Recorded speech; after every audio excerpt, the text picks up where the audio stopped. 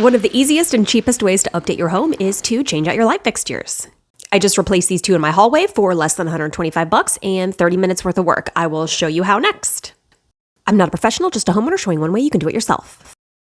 The light fixture you're taking down and putting up may vary a little bit from what I'm going to show you in this video, but this will at least give you a general idea of how to do it.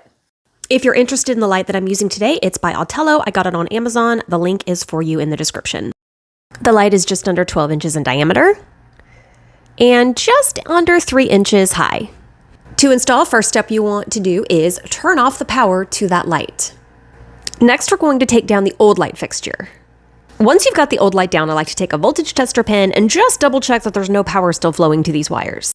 Once you've confirmed that, let's disconnect the wires. Start with the black wire first, that's your hot wire. Then disconnect the white wire, that's your neutral. And then finally the ground wire, which is your copper. Once you've got the old light down, you may see some staining on the ceiling, a little dirt maybe from the old light fixture. Just take a melamine sponge and it'll clean right off. Now we're going to take the new bracket that came with your new light and we're going to screw that into the junction box.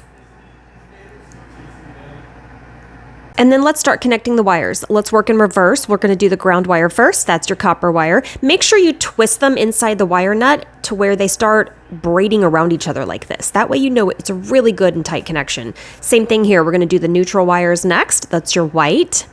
And then finally, we're going to do the black wires, which are your hot.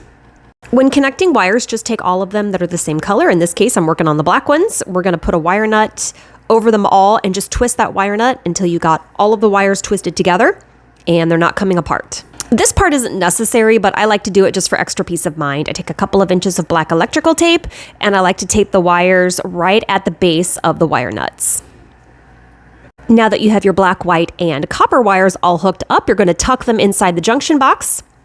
And then you're going to slide the light fixture over the 2 screws that are hanging down from the mounting bracket. And then you're going to take the 2 wire nuts that's included and you're going to screw those on.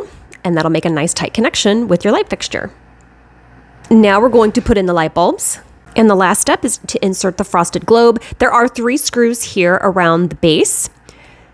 You're going to insert the globe, twist it clockwise, and then take those 3 screws and tighten them up. And you're good to go.